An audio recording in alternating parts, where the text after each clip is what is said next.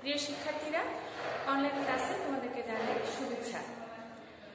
আজকে তোমাদের সাথে আমি যে বিষয়টি নিয়ে আলোচনা করব সেটি হলো 1935 সালের ভারত শাসন আইন। আমরা এর পূর্ববর্তী ক্লাসে করেছিলাম 1919 সালের ভারত শাসন আইন। আজকে জানবো আমরা 1935 সালের ভারত শাসন আইনটি কিরকম এবং কোন প্রেক্ষাপটে এটি তৈরি করার প্রয়োজন হয়েছিল।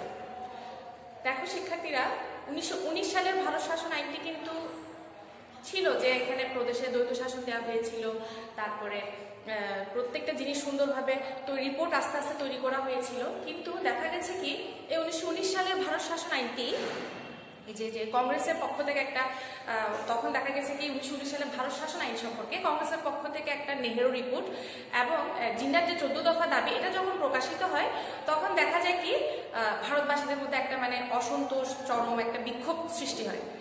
এইটা থামানোর জন্য এখন তোমরা আমাকে বলতে পারো যে ম্যাম যে নেহেরু রিপোর্ট বা জিন্নার 14 দফা এটা কি, এটি সম্পর্কে আমি আবার নেক্সট তোমাদের সাথে আমি কয়েকটি বিষয় নিয়ে গুরুত্বপূর্ণ বিষয়গুলো নিয়ে আলোচনা করব। আগে আমি 1935 সালটি তোমাদের সাথে আলোচনা করে নিই। দেখো, এই যখন বিক্ষোভ সৃষ্টি হয়, যেহেতু দুইটি রিপোর্ট পেশ হয়, ওইটা যখন জানতে পারে এবং ভারতবাসীরা তখন তাদের মধ্যে একটা বিক্ষোভ সৃষ্টি হয় এবং সেই বিক্ষোভের উপর ভিত্তি করে তখন ব্রিটিশ সরকার একটা গোল টেবিল বৈঠকে বসে কয়েকজন মেম্বারকে নিয়ে। যখন গোল টেবিল বৈঠকে বসে, গোল টেবিল বৈঠকের মধ্যে একটি যে আলোচনাগুলো সেগুলো একটি শ্বেতপত্রের মাধ্যমে প্রকাশিত হয়, হোয়াইট পেপার যেটা বলা হয়, ওখানে সবকিছু লেখা হয় এবং পরে এই শ্বেতপত্রটির মধ্যে ওটা নিয়ে একটা যেগুলা আলোচনা করা হয়েছিল সে ব্রিটিশ সরকারকে মিলে যেটা আলোচনা করেছিল সেটা যে শ্বেতপত্রের মাধ্যমে প্রকাশিত হয়েছিল, এই শ্বেতপত্রটির কতটুকু যুক্তিসঙ্গত এবং সংশোধিত বা পরীক্ষিত সবকিছু করে একটা যুক্ত কমিটি গঠন করা হয়।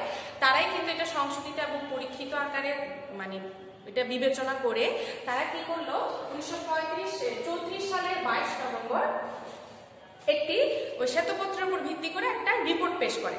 ঠিক আছে, কত 1934 সালের 22 নভেম্বর। ঠিক আছে, যখন এই রিপোর্টটি পেশ করে তখন এই রিপোর্টের উপর ভিত্তি করে তখন যেহেতু এটা ব্রিটিশ পার্লামেন্টে উপস্থিত হবে, আমি বলছি যে তখন ব্রিটিশ পার্লামেন্টের কিন্তু দুইটি কক্ষ, তার মধ্যে একটি হলো যে উচ্চ কক্ষ, একটি হলো নিম্নকক্ষ।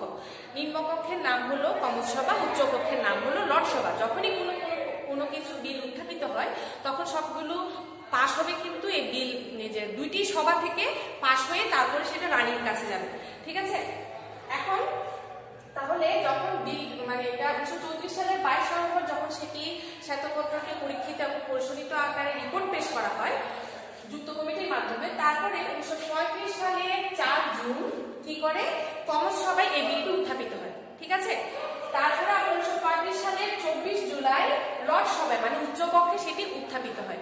দুটোটা উত্থাপিত হওয়ার পরে এটি আইনে পরিণত হয়। সেই আইনটি হলো 1935 সালের ভারত শাসন আইন এবং সেটি এই আইনটি কিন্তু সর্বশেষ এই দুইটা সভায় যখন এটা আলোচনা করার পর তারপরে এটি রাজকীয় সম্মতি লাভ করে 1935 সালের 2 আগস্ট। শিক্ষার্থীরা খেয়াল করো, ব্রিটিশ পার্লামেন্টের দুইটি সভা, দুইটি কক্ষ, সেটি হলো যে একটি হলো নিম্নকক্ষ আর একটি হলো উচ্চ কক্ষ। নিম্নকক্ষের নাম হলো কমন সভা, উচ্চ কক্ষের নাম হলো লর্ড সভা। যখনই কোনো বিল উত্থাপন হবে, বিলের কাজ পরীক্ষিত এবং পরিশোধিত সংশোধিত সবকিছু উত্থাপন করা হবে, সেগুলো কমন সভা এবং লর্ড সভায় সবকিছু করার পর তারপরে রানীর সম্মতি যখন পাবে তারপরে সেটি আইনে পরিণত হয়। তাহলে রানীর সম্মতি পায় 2 আগস্ট। কত সালে? 1935 সালে 2 আগস্ট সম্মতি পেয়ে 1935 সালের ভারত শাসন আইনে পরিণত হয়। তাহলে আমরা জানতে পেরেছি যে 1935 সালের ভারত শাসন আইনটি কিভাবে এবং কোন প্রেক্ষাপটে প্রয়োজনীয়তা অনুভব করেছিল এবং কি কারণে এটি তৈরি করার প্রয়োজন হয়েছিল। এখন আমরা জানবো 1935 সালের প্রধান ধারা। খেয়াল করো শিক্ষার্থীরা, প্রথম যেটি সেটি হলো সর্বভারতীয় যুক্তরাষ্ট্র গঠনের পরিকল্পনা। প্রথমটা হলো সর্বভারতীয় যুক্তরাষ্ট্র গঠনের পরিকল্পনা, অর্থাৎ এই যে এই আইনের মাধ্যমে ব্রিটিশ ভারতের যে 11টি প্রদেশ ছিল, হ্যাঁ, এই 11টি প্রদেশ এবং যারা যারা যোগদানে ইচ্ছুক এই ব্রিটিশ এর সাথে যারা যোগদানে ইচ্ছুক সেই দেশীয় রাজ্যগুলোকে নিয়ে কিন্তু একটা যুক্তরাষ্ট্র গঠনের পরিকল্পনা করা হয় 1935 সালের ভারত শাসন আইনের মাধ্যমে। বুঝতে পেরেছ? যুক্তরাষ্ট্র গঠন করে কখন? যুক্তরাষ্ট্র যখন কয়েকটা প্রদেশ একত্রিত করে তাদের সবকিছু আলোচনা সমালোচনা, তাদের সমস্যা, রাজনৈতিক সমস্যা, অর্থনৈতিক সমস্যা সবগুলো একই সাথে একজোট হয়ে পরিচালনা করা হয়, সেটিকে বলা হয় যুক্তরাষ্ট্র। ঠিক আছে, তাহলে এখানে তাহলে কি করা হচ্ছে, এখানে 1935 সালের মাধ্যমে কিন্তু প্রথম যুক্তরাষ্ট্র গঠনের পরিকল্পনা করা হয়। 11টি প্রদেশ এবং তার যারা যারা যোগদান ইচ্ছুক সেই সব দেশ ও রাজ্যগুলোকে নিয়েই যুক্তরাষ্ট্র গঠনের পরিকল্পনা করা হয়। তারপর হলো সরকারি বিষয় বিভাগ ও ক্ষমতা বন্টন নীতি। সরকারি যে বিষয়গুলো আছে সেগুলোকে তার আগে যেটা আমরা 1919 সালে পড়েছিলাম, দুইটি বিষয়ে ভাগ করেছে, একটা হলো কেন্দ্র আর একটা হলো প্রদেশ। এই দুইটা বিষয়ে ভাগ করে দিয়েছিল, ওখানে ওখানে ভাগ করেছিল, ওইভাবে করে রাষ্ট্রটি পরিচালনা করা হতো। 1935 সালের মাধ্যমে কি করা হলো, একটা করা হলো কেন্দ্রীয় বিষয়, আরটা প্রাদেশিক বিষয়, আরটা করা হলো যোগ্য বিষয়। তাহলে সরকারি বিষয় বা ক্ষমতা বন্টনগুলোকে তিন ভাগে ভাগ করা হয়েছে, একটি হলো কেন্দ্রীয়, একটি হলো প্রাদেশিক, আরটি হলো যোগ্য। ঠিক আছে, তাহলে এই তিনটি বিষয়ে ভাগ করে দিচ্ছে কেন্দ্রীয় বিষয়, মানে সরকারি বিষয়গুলোকে ক্ষমতা যে বন্টন করতে হবে, পুরাটা চালানো তো অনেক কষ্ট হয়ে যাবে, সেটা তার কারণে কিন্তু কেন্দ্রীয় বিষয়গুলোকে তিন ভাগে ভাগ, কেন্দ্রীয় না মানে সরকারি বিষয়গুলোকে তিন ভাগে ভাগ করা, একটা হলো কেন্দ্রীয় বিষয়, একটা হলো প্রাদেশিক বিষয়, একটা হলো যোগ্য বিষয়। কেন্দ্রীয় বিষয়গুলোর মধ্যে থাকবে 59টি, কেন্দ্রীয় বিষয়ের তালিকায় থাকবে 59টি বিষয় থাকবে, প্রাদেশিক বিষয়গুলোর মধ্যে 54টি বিষয় তালিকাভুক্ত থাকবে এবং যোগ্য বিষয়ের মধ্যে 36টি বিষয় তালিকাভুক্ত থাকবে।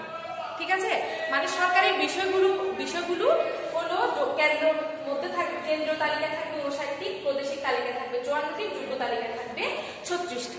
তাহলে এভাবে করে সরকারি বিষয়গুলো বন্টন করা হয় 1935 সালের ভারত শাসন আইনের মাধ্যমে।